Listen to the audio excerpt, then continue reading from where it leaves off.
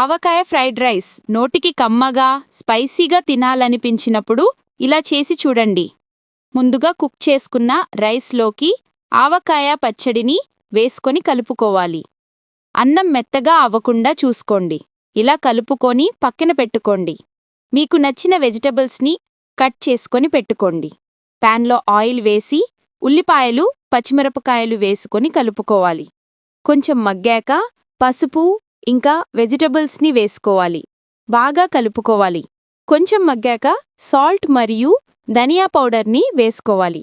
బాగా కలుపుకొని కొంచెం మగ్గాక ఎగ్స్ని వేసుకొని 2 మినిట్స్ కదపకుండా ఉంచాలి. స్లోగా కలుపుకొని టేస్ట్కి తగినంత చిల్లీ పౌడర్ని వేసుకొని కలుపుకోవాలి. ముందుగా కలిపి పెట్టుకున్న ఆవకాయ రైస్ని వేసుకొని కింద ఉండి పైకి కలుపుకోవాలి.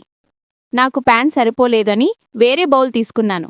3-4 మినిట్స్ హై ఫ్లేమ్లో కలుపుకోవాలి. మొత్తం కలిశాక 2 మినిట్స్ ఉంచి తీసేసుకోవడమే. మనం దీనిని టొమాటో సాస్ అండ్ రైతాతో సర్వ్ చేసుకోవచ్చు.